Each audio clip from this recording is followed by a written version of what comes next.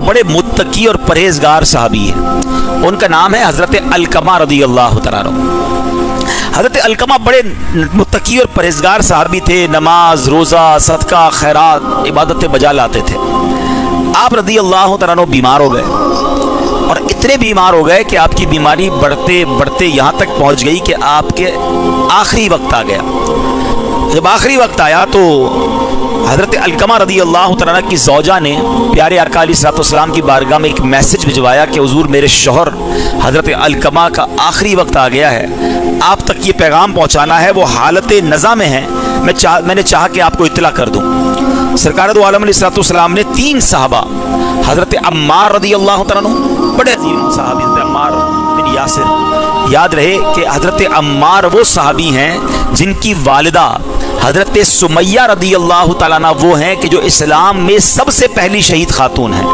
हज़रत अम्मार और आपकी औलाद, इन सबको बहुत सताया गया, बहुत मारा गया। जब इस्लाम कबूल किया था इनको जंजीरों से बांधकर, रस्सियों से बांधकर बहुत तकलीफ दी जाती थी। और नबी पाक अलैहिस्सलाम इस्लाम लाने की वजह से जो इन पर मज़ालिम होते थे उसे देखकर प्यारे आका अश्कबार हो जाया करते थे।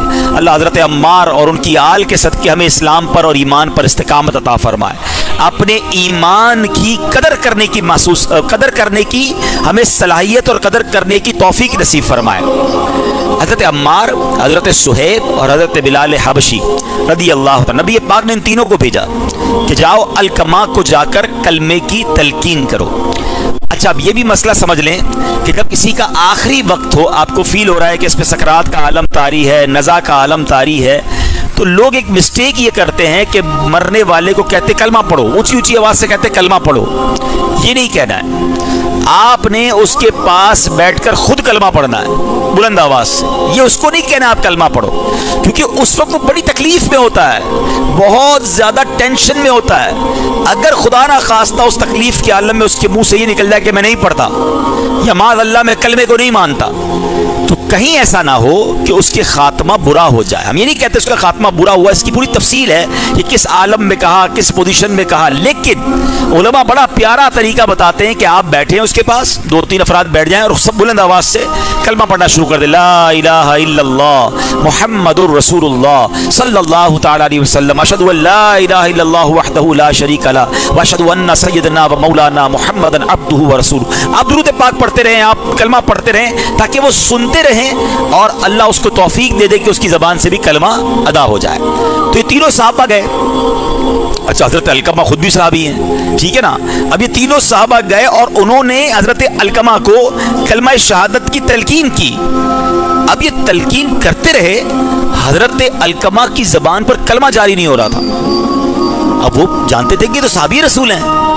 ये सहाबा आ गए प्यारे आका अलैहिस्सलाम के पास, कहा हुज़ूर अलकमा की ज़बान पर कलमा जारी नहीं हो रहा है। तो नबी पाक अलैहिस्सलाम ने क्या खूबसूरत फरमाया, क्या इनके वालिदैन में से कोई ज़िंदा है? कहा जी या रसूल अल्लाह, इनकी वालदा हैं, काफ़ी बूढ़ी हैं और वो ज़िंदा हैं। कहा इनकी वालदा को पैगाम दो कि अगर आपके लिए आसानी है तो मेरे पास आ जाएं। नबी पाक ने फरमाया मेरे दरबार में आ जाएं, और अगर वो नहीं आ सकती तो घर में ठहरे, मैं खुद आ रहा हूँ। सरकार दो आलम अलैहिस्सलाम ने इस पर हमें अदब भी सिखाया बड़ों का। हालांकि नबी पाक तो सबके आका है ना, वो तो सारी उम्मत आपकी गुलाम है, मगर क्या खूबसूरत फरमाने कि अगर आसानी से आ सके तो आ जाएं, वरना मैं आपके घर आ रहा हूँ। ये हमें भी सीखने को मिल रहा है कि बुजुर्गों को तकलीफ नहीं दी जाती है, बुजुर्गों का अदब किया जाता है, चाहे वो मालो दौलत में, शोहरत में, दीगर मकाम में आपसे बज़ाहिर छोटे हों। बाज़ औक़ात होता है हमारे अपने मुलाज़िम भी बड़ी उम्र के होते हैं, हमारे गरीब रिश्तेदार होते हैं वो बड़ी उम्र के होते हैं, आम मस्जिद का नमाजी होता है, कुछ भी हो जाए, अगर उसके बाल सफ़ेद हो गए हैं आपको पता है रिवायतों में आता है अल्लाह पाक फरमाता है मुझे उस शख्स को अजाब देने में शर्म आती है, हया आती है जो इस्लाम में बूढ़ा हो गया हो। यानी बूढ़ों का एक मकाम है। हाँ, अब यहाँ बूढ़ों से भी एक बात कर लूँ कि बूढ़ों को भी फिर ख्याल रखना चाहिए कि आपके बाल सफ़ेद हो गए फिर भी आपकी ज़बान अगर गुनाह कर रही है, आपकी आदतें दुरुस्त नहीं है तो आप दुरुस्त करें। लेकिन इन बाकी लोगों को ये सिखाया गया है कि बड़ों का अदब करें। एक हदीस पाक है जिसका मजमून है कि जो शख्स अपने बच्चों पर शफकत ना करे और अपने बड़ों का अदब ना करे वो हम में से नहीं। نبی پاک کیا فرما رہے؟ وہ ہم میں سے نہیں ہے. پیارے آقا نے دور کر دیا اس کو اپنے آپ سے. کچھ لوگ ہر وقت بچوں کو ڈانٹتے ہیں اور ہر وقت بڑوں کے ساتھ بدتمیزی کرتے ہیں. یہ بہت بری عادت ہے. شفیق، مہربان، مسکرانے والے بن جاؤ. بچوں سے پیار اور بڑوں کا ادب. اور یہ ہمیشہ یاد رکھیں، با ادب با نصیب، بے ادب بد نصیب. بے ادب نہیں بے ادب آپ نے دیکھے بربادی ہوتا ہے دنیا میں بھی. اچھا پھر جو کسی کا ادب نہیں کرتا لوگ بھی اس کا ادب نہیں کرتے. یہ پیار اور ادب چیز ہی ایسی ہے. آپ پیار دیں آپ کو پیار ملے گا، آپ رسپیکٹ دیں آپ کو رسپیکٹ ملے گی. لوگ کہتے ہیں میری کوئی عزت نہیں کرتا. حضرت آپ کسی کی کرتے ہیں؟ آپ کرنا تو شروع کریں نا، پھر آپ کی لوگ کرنا شروع ہو جائیں گے. آپ جناب سے گفتگو کریں، پیار سے بات کریں، ادب سے بات کریں، مدینہ مدینہ ہو جائے گا. تو اب نبی پاک نے کیا فرمایا حضرت علقمہ کی والدہ کے لیے کہ وہ آ سکتی ہیں تو آ جائیں ورنہ میں آ رہا ہوں. حضرت علقمہ کی والدہ بھی صحابی کی والدہ تھی. انہوں نے کہا حضور آپ کیوں تشریف لائیں گے، میرا حق زیادہ ہے، میں حاضر ہوتی ہوں. وہ نبی پاک علیہ السلام کے دربار میں آ گئی. پیارے آقا علیہ السلام نے ان کی والدہ سے پوچھا، اے ام علقمہ یہ بتاؤ علقمہ کیسا ہے؟ ماں سے بیٹے کے بارے میں پوچھا. وہ کہتی حضور میرا بیٹا تو بڑا نیک ہے، نمازی ہے، روزے رکھتا ہے، صدقے خیرات دیتا ہے. میرے آقا نے فرمایا نہیں، میں نے یہ نہیں پوچھا، بتاؤ تمہارے ساتھ کیسا ہے. سمجھیے گا بات کو، روزے بھی تھے، نمازیں بھی تھی، حج و صدقے بھی تھے اور صحابی بھی تھے. صحابی کا تو مرتبہ کتنا بڑا ہے نا. آقا نے فرمایا یہ نہیں، بتاؤ تمہارے ساتھ معاملہ کیسا ہے. کہا حضور میں اس سے ناراض ہوں. ماں نے کیا کہا؟ میں اس سے ناراض ہوں. فرمایا وجہ کیا ہے؟ کیا وہ اپنی بیوی کو زیادہ اہمیت دیتا ہے مجھ پر، بیوی کو فوقیت دیتا ہے، پریورٹی دیتا ہے مجھ پر، یعنی ماں سے زیادہ بیوی کی مان رہا ہے، ماں کو نظر انداز کر رہا ہے. اللہ اکبر. اب نبی پاک کا انداز دیکھیں. پیارے آقا علیہ السلام نے کہا اے بلال جاؤ بہت ساری لکڑیاں لے کر آؤ. تو حضرت علقمہ کی والدہ کہتی ہے حضور لکڑیاں کیوں منگا رہے ہیں؟ کہ میں نے فیصلہ کیا ہے کہ علقمہ کو لکڑیاں جلاؤں گا اور علقمہ کو اس پہ جلا دوں گا.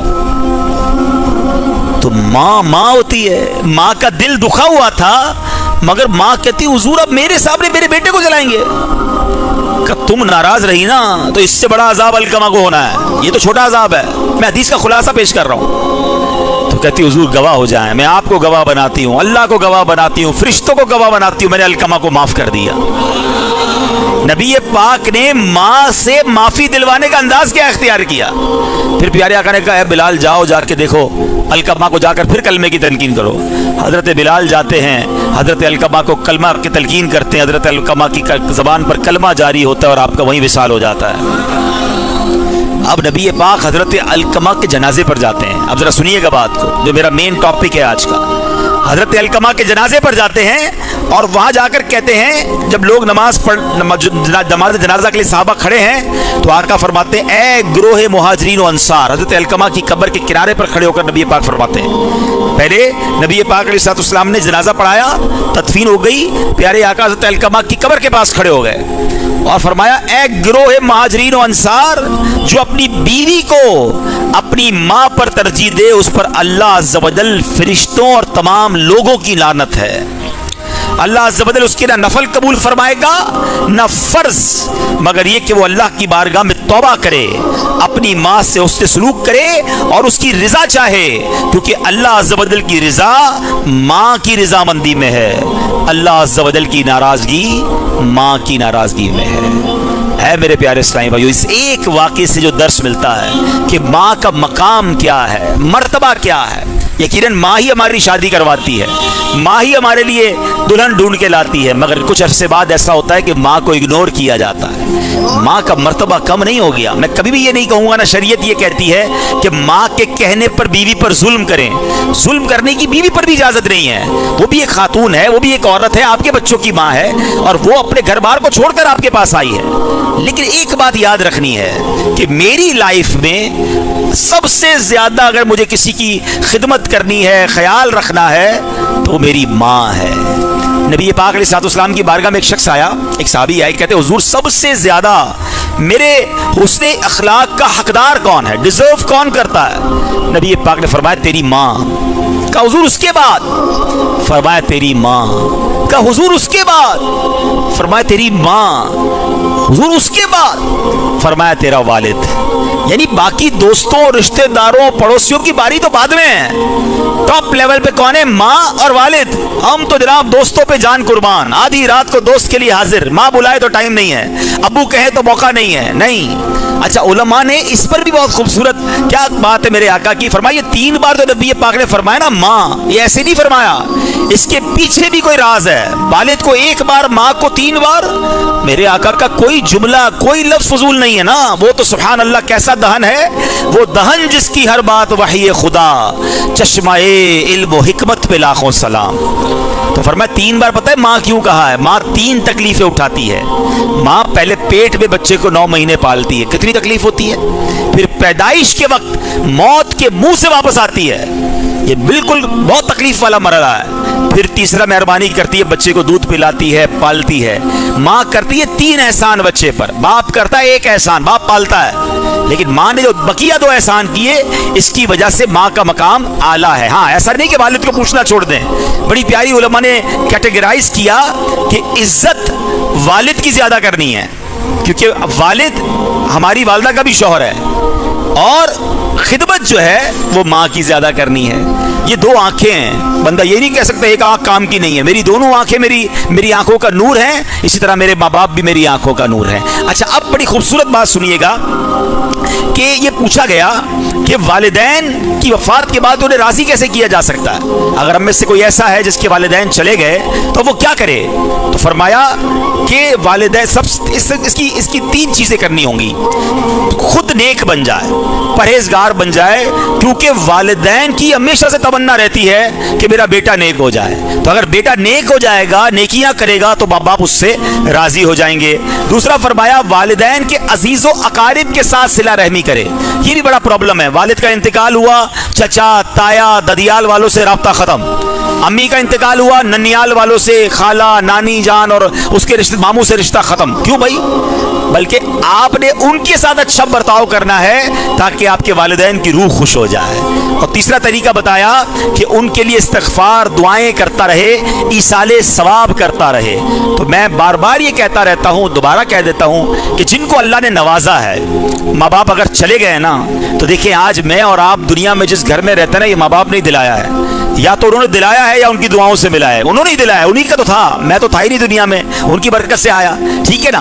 تو کتنا اچھا ہے کہ ہم اپنے ماں باپ کے لیے جنت میں گھر بنا دیں، انہوں نے ہمیں دنیا میں گھر دیا نا، ہم انہیں جنت کے گھر کا تحفہ دیں۔ الحمدللہ یہ جو مسجد ہے دعوت اسلامی کے شعبہ خدام المساجد نے ماشاءاللہ میں یہ بنا کر دی، لیکن ذہن بھی ہمیں دعوت اسلامی نے دیا۔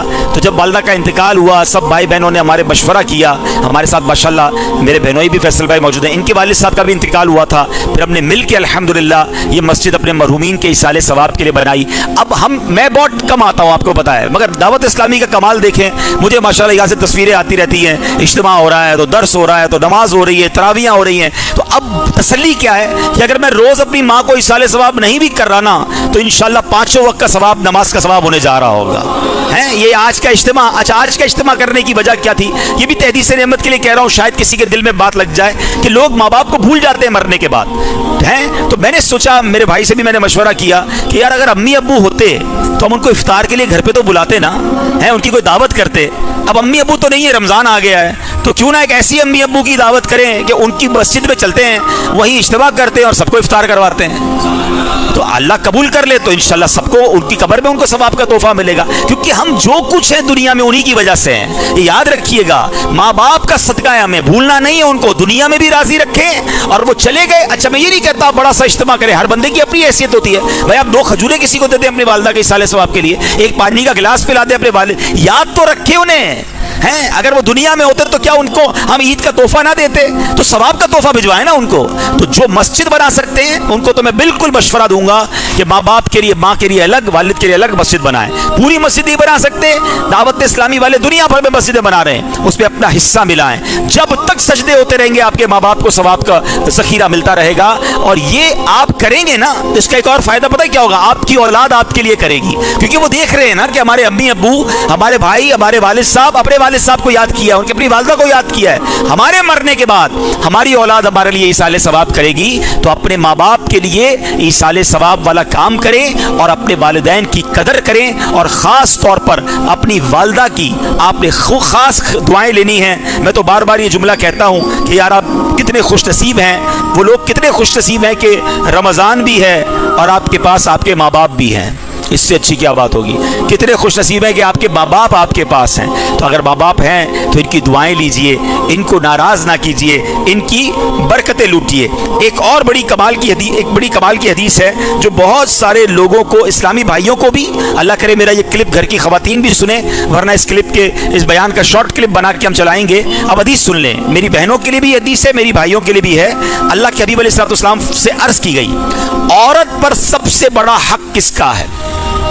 अगर कोई औरत है, सबसे ज्यादा हक उस पर किसका है?